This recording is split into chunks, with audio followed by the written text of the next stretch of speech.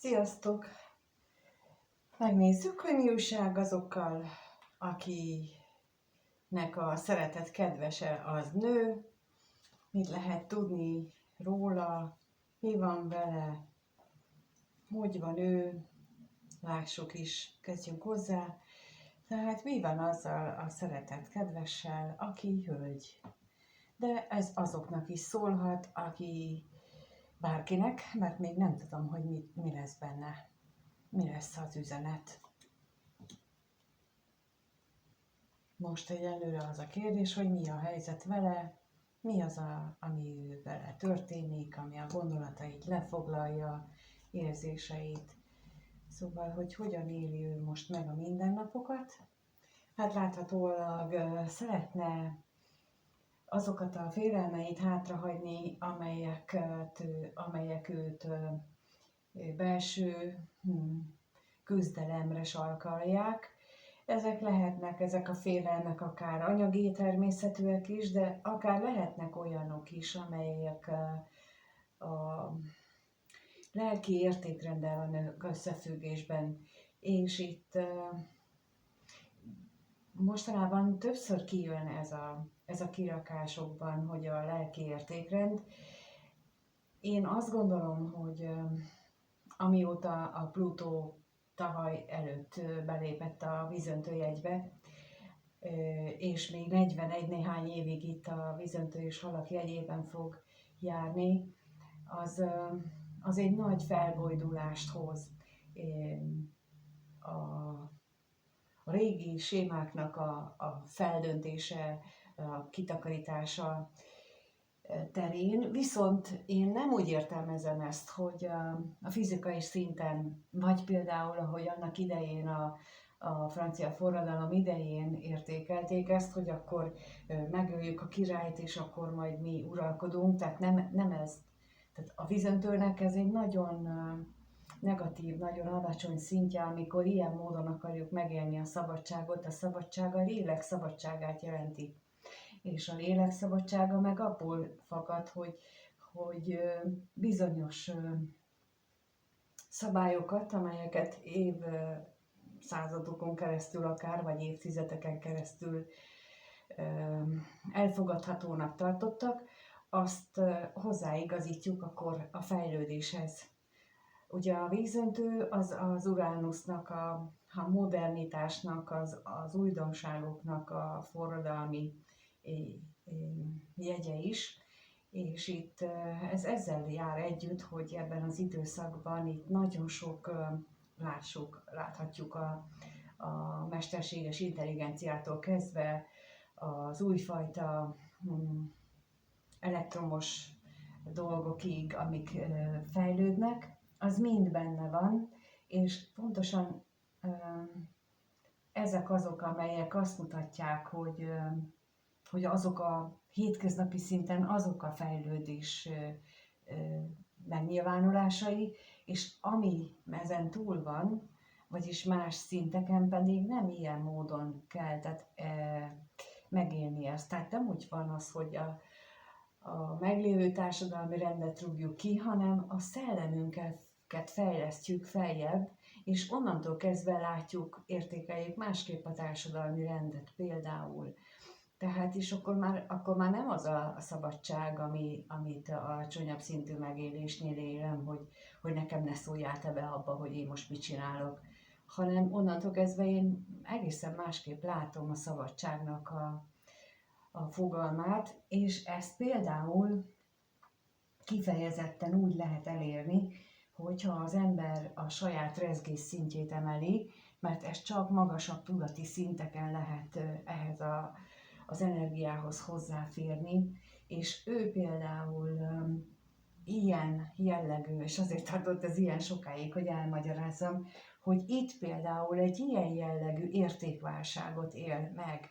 Ezt érzékelem, tehát nem kifejezetten az anyagiaknak az értékét éli meg, hanem azt, hogy ő olyan régi mintákkal kerül szembe, például, hogyha jár ilyen önismereti fejlesztő képzésekre, olyan dolgokkal kerül szembe, amit mondjuk a szülei vagy a felmenői, hát azok elítélnek, vagy elítélnének, illetve lehet, hogy a családja is elítél, mert hogy ez annyira forradalmi az ő gondolkodása bizonyos területeken, amit hát ilyet vált ki. Mondom én, aki hasonló szituációt élek meg, de mindenki, aki magasabb tudatszintre kerül, az valamilyen módon a környezetével konfrontálódik, pontosan amiatt, hogy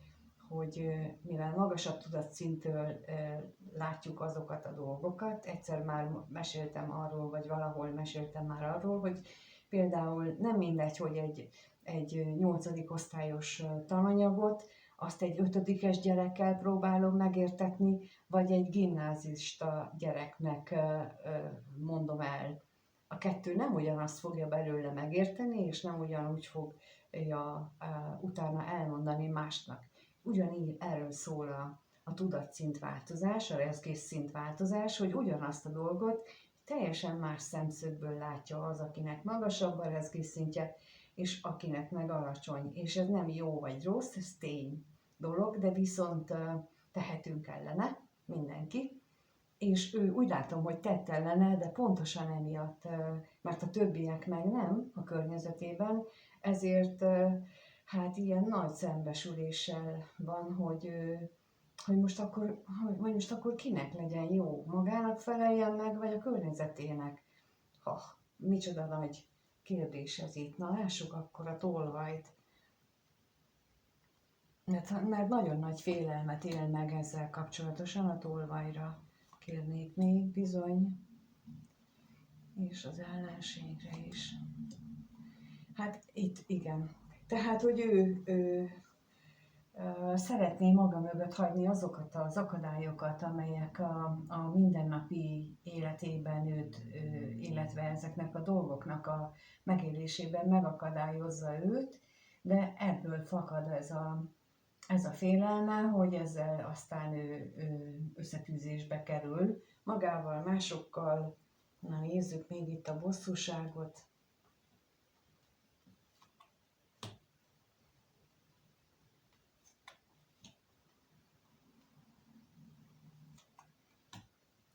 Ugyanakkor pedig az, hogy a vágyait nem élheti meg az ő elképzelése szerint, az pedig hát minimum rossz érzéssel tölti el, de más esetben pedig kifejezetten rosszul érzi magát, úgy nem találja a helyét, szóval, hogy nagyon nem úgy éli meg az életét, ahogyan azt ő számára kellemes volna. Még a halálra kérnék szépen, hogy arról mit tudhatunk meg, milyen fajta változás.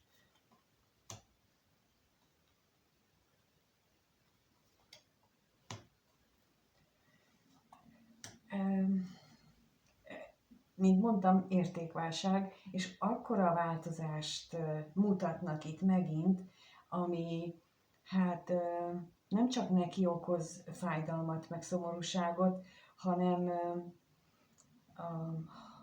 nagy hazugságokat nagy hazugságokról rántja le a leplet tulajdonképpen. Mondok például egy ilyen dolgot, hogy amikor valaki bekapcsol egy gyermeki sérülés, mert mondjuk gyermekkoromban azt tapasztaltam meg, hogy megkaptam az első igazán saját pulóveremet, és akkor még kályhán szállítottunk ruhát is, cserépkályhán, és akkor föl lett téve a cserépkályha tetejére, és akkor hát apám, aki begyújtott, ő nem figyelte, és a vadonatúj gyönyörű szép pulóverem az ott megégett, és ennek a fájdalmát, ezt nagyon-nagyon sokáig cipeltem, és valahányszor az életemben, már felnőtt fejjel azt tapasztaltam, hogy tönkretették az én munkámat, tönkretették azt amivel én nagyon sokat dolgoztam, ami nekem nagyon sokat jelentett, ott abban a pillanatban bekapcsolt bennem az a hisztis gyerek, aki annak idején, hát én nagyon hisztisztem, akkor emlékszem rá, hogy mennyi, hát kors jellegemből adódóan, ami akkor nagyon érvényes volt, tehát nagyon kirohantam és nagyon dühös voltam, hogy tehetett ilyet. És ugyanez a minta kapcsol be valahányszor hasonló szituációba kerülök, illetve kerültem, mert most már csak múlt időben mondom, ameddig ezen nem tudtam felül kerekedni. Viszont itt pontosan erről az átalakulásról van szó, hogy lehet, hogy ő keresztül ment ezen, vagy éppen folyamatban van, vagy érzékeli, hogy ilyen jellegű, vagy ilyen mélységű átalakulásra van szükség, vagy ő azon megy ő keresztül, viszont ezt a környezete, mert hogy ennek egyéb kivetülése is van, ezt ő nem tudják elviselni. És visszatérve az én pulóveremre, amióta én például ezt így felülemelkedtem ezen a rezgés szinten, amiben akkor gyerekként voltam, azóta ilyennel már nem tudnak kihozni a sodromból, nem tudnak kirángatni a komfortzónámból, hanem tudom, vagy felismerem magamban, hogy ez ugyan hasonló minta, de már ésszel is át tudom gondolni, addig viszont, amíg abba voltam, addig reflexből rögtön azt a viselkedést produkáltam, mint gyerekként a hisztit, a mások bírálatát, a másik embernek a hibáztatását, mert hogy te voltál a hibás, mert te okoztad, meg amellett, hogy ez igaz, de amellett, hogy a viselkedésem az meg tud változni, és ő benne most egy ilyen, tehát azért is próbálom ezt így elmondani, hogy úgy értsük meg, hogy ilyen apró dolgok mozgatják az életünket. Ezt nevezik belső gyermeksérülésnek például, hogy amikor gyermekkorban ilyen jellegű traumát élünk meg, az elraktározódik, és tudattalanul működik.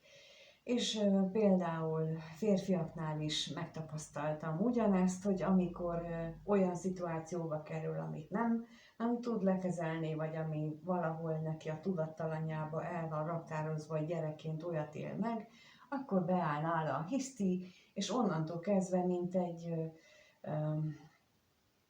egy gyerek, aki egy hisztiző gyerek úgy viselkedik, és ezt amíg nem tudtam, hogy ez emiatt van, addig én is úgy éltem meg, hogy miért csinálja ezt, de amióta már rálátok, és megtanultam ezeket a különböző viselkedési módokat, hogy mikor, miért úgy csinálunk, hogy reagálunk, illetve már magasabb tudati szintről tudok ránézni, azóta ezek a másik viselkedésében sem zavarnak, nem csak, hogy a sajátomban nem nyilvánul meg, de a másikében sem, mert tudom, hogy ő most bekapcsolt nála. És akkor azt is meg lehet hozzá tanulni, hogy például én hogy reagáljak az ő ilyen jellegű viselkedésére, és akkor ne legyen belőle vita, meg veszekedés. Na, hasonló értékválságot érzek nála, hogy ő lehetséges, hogy egy ilyen nem megy keresztül, és fél ennek minden vonzatától. Ez nyilvánul meg itt legalábbis most a kártyákban. Na és akkor megnézzük azt, hogy egyébként ez a szeretett kedves, aki nő, ő a nézőre hogyan gondol, milyen gondolatai vannak a nézővel kapcsolatosan. Ennek a szeretett kedvesnek lássuk, hogy hogyan gondol ő. Milyen gondolatai vannak a nézővel kapcsolatban.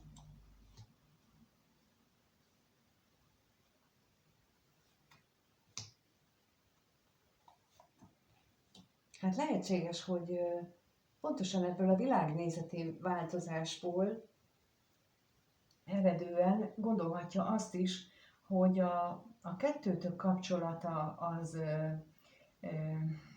nehézségekbe ütközik, illetve olyan problémák merülhetnek fel, aminek pontosan ez van a gyökerébe.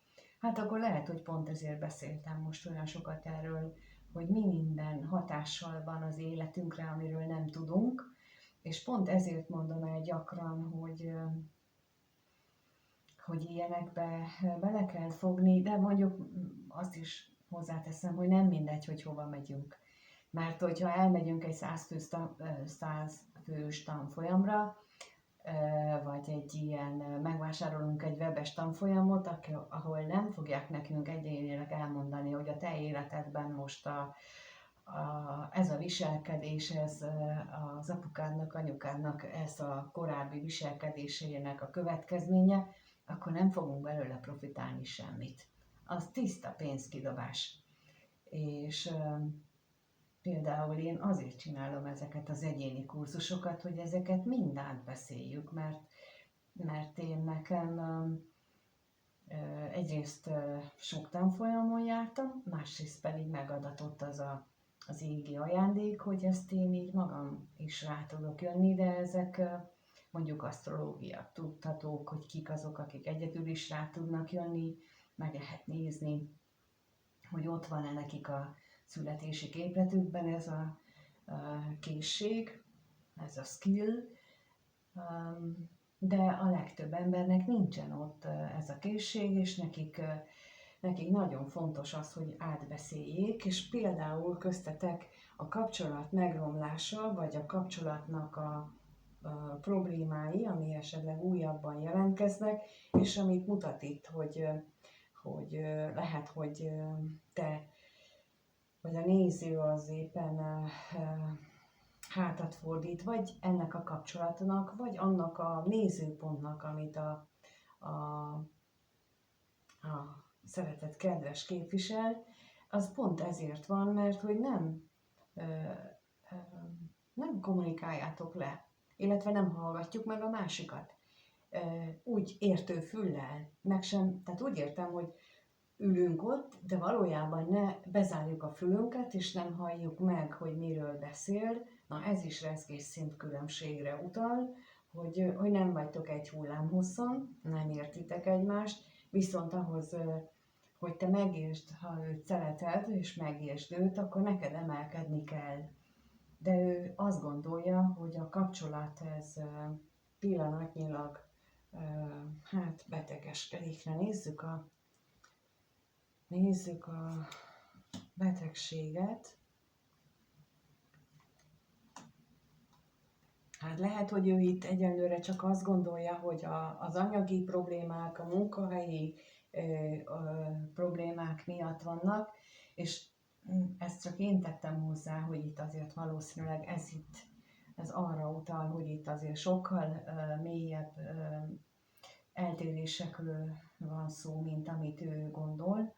Mert hogy ő azt gondolja, hogy azért, mert hogy jelenleg a külső körülmények nem teszik lehetővé azt a fajta kapcsolattartást, amit te vagy ő, vagy mindketten szeretnétek, és ebből adódnak az eltérések. De amikor ilyen van, hogy a külső körülmények megakadályoznak bennünket, akkor az azt jelenti, hogy ott valami az égiek szempontjából, hogy ott valamit észre kell vennünk, ott valami nem jól működik a háttérben, és tehát ott valakinek, vagy mindkettőnek fejlődnie kell, kötelező, muszáj, különben nem fogják megengedni. Ez különösen az ikerlángoknál igaz, ahol én sokszor megtapasztalom, hogy ott csak és kizárólag akkor lehetséges találkozás, amikor az égiek ezt megengedik, és ezzel nem kell egyetérteni, ez csak az én tapasztalásom és véleményem, én viszont szerint élem a dolgokat, az életem, és akkor még az özvegy férfira kérnék szépen. Igen, mert ő viszont csak a személynek hisz, most ez jön, ő csak az anyagi világot látja, és ő úgy gondolja, hogy az anyagi világnak a nehézségei akadályoznak meg titeket abban, hogy úgy éljétek az életeteket, a kapcsolatotokat, ahogyan az kellemes és jó. És ő így gondolja, hogy a másik fél az túlságosan földhöz ragadt, mondjuk így. Ilyen értelemben földhöz ragadt, hogy ő nem a szellemi világban éli meg, ott nem él annyira, mint ez a szeretett kedves. Na megnézzük, hogy milyen érzései vannak a néző iránt, milyen érzései vannak ennek a szeretett kedvesnek a néző iránt, lássuk, milyen érzések vannak benne.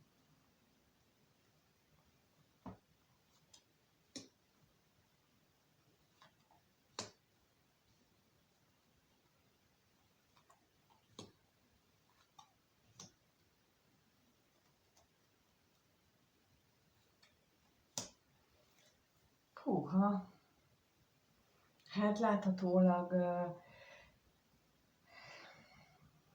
nem tudja, hogy ez egy elkötelezett kapcsolat-e. Úgy gondolja pillanatnyilag, hogy ez csak egy ilyen átmeneti kapcsolódás köztetek, de nagyon sokat gondolkodik azon, hogy hogyan lehet ezt magasabb szintre emelni, megújítani, mi az, amit ő neki például hátra kellene hagyni, mi az, amire neki fókuszálni kellene, illetve mi az, ami ahhoz kellene, hogy ez megújuljon, ez a kapcsolat köztetek. Nézzük a gondolatra, mit tudhatunk meg a gondolatról.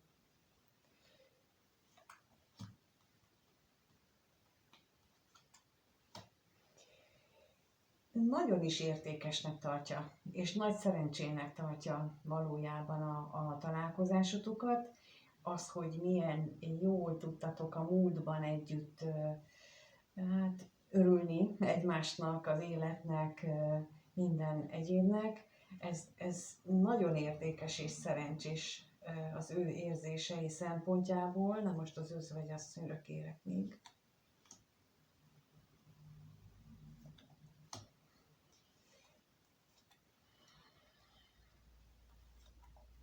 Határozottan azt érzem itt, hogy őnála tényleg tudatszintváltozás történt, és ennek hatására van benne például az, hogy fél, hogy most mi van, hogyha ez a negatív időszak sokáig tart, túlságosan hosszúra elnyúlik, ezzel kapcsolatban vannak félelmei, a kevés pénzre kérek még.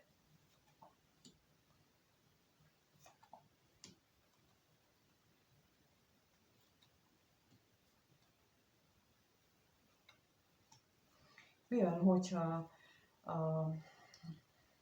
a váratlan lehetőségek tulajdonképpen folyamatosan úgy alakulnak, hogy meghiúsulnak, vagy a családi okok miatt, vagy valamilyen más, hát mondjuk így, hogy hazugság miatt, de ilyen látszat, inkább így mondanám, látszat a problémák miatt. Tehát, hogy nem azt látom itt, hogy ő azon gondolkodna, hogy hogyan lehetne ezt az átmenetinek tekintett kapcsolatot, ami köztetek van, vagy ahogyan ő érzi, hogy az van köztetek, hogy ebből ezt hosszú távú stabilá tenni, hanem sokkal inkább azokon gondolkodik, hogy mik a jelenlegi problémák, mi van a háttérben. És ez látszólag ellentmond annak, amit én mondok, hogy őnála tudatszintváltozás van, mert a tudatszintváltozás nem feltétlenül jár együtt azzal, hogy az ember tudja, hogy mi történik vele. Mondom én, aki megtapasztaltam ezt, amikor például az ikerlánggal találkoztam, akkor annak egyik specialitása pontosan ez a tudatszint növekedés, amit máshol nem hallotok, csak tőlem, mert a többiek nem olvasnak olyan jellegű írásokat, és aki megolvas, az meg nem tapasztalja meg az ikerláng kapcsolódást, illetve az legyint rá, hogy az nem igaz, meg az hülyeség, és tehát vagy egyik, vagy másik oldalról komolytalannak ítélik a dolgokat, és én meg azt gondolom, hogy ez a lényege, hogy amikor ők találkoznak, egy automatikus és ösztönös tudatszint növekedés következik be, és amikor eznek nincsen, nem tudjuk, hogy ez mivel jár, milyen tünetekkel, milyen külső-belső megnyilvánulásokkal, akkor hát ilyen módon tudja lekezelni az életet, vagyis hogy sehogy. Mert ebből semmi nem fog, és elveszti azt a hatalmas energiát, ami egy ilyen találkozás jár. Egy idő után azért az kifullad, tehát nem lesz, hogyha nem tudunk tudatosan foglalkozni vele, akkor az kifullad, és akkor átalakul az energia valami mássá, ami kevésbé felszabadító, kevésbé hatásos a környezetre, a társadalomra, a szomszédokra, a családra, szóval nagyon sokféleképpen lehet hasznosítani, de ahhoz tudatosnak kell lenni, itt nem azt látom. Tehát hiába van benne meg ez a változás, ő nem tudja, hogy ez mivel jár, és mivel lehet alakítani, hogy tudja ezt a környezetének a hasznára fordítani.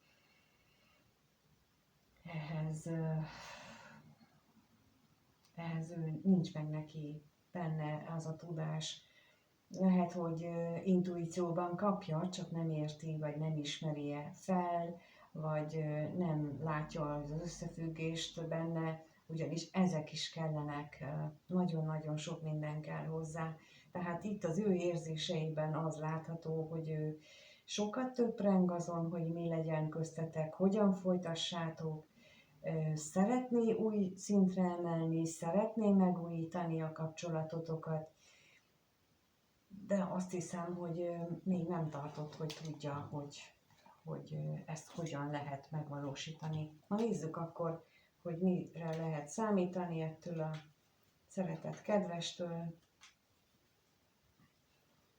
A következő 1-2 hétben a néző mire számíthat tőle, mire számíthat.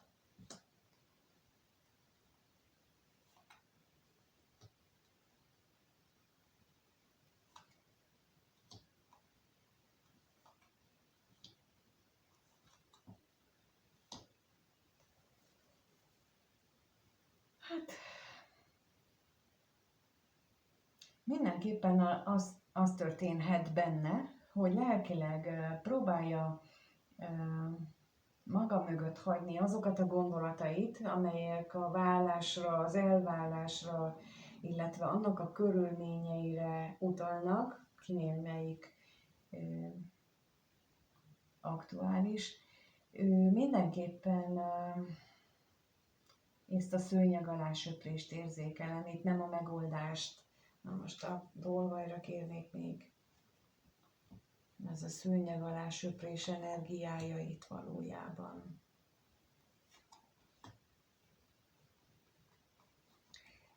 Nem akar, igen, láthatólag nehezére esik, és akkor nem akar több fájdalmat, nem akar több szomorúságot, nem akarja rosszul érezni magát. Ezt így olyan, tehát hogy rosszul érzi magát, és nem tudja, hogy mitől, és akkor még a bosszúságra is kérek.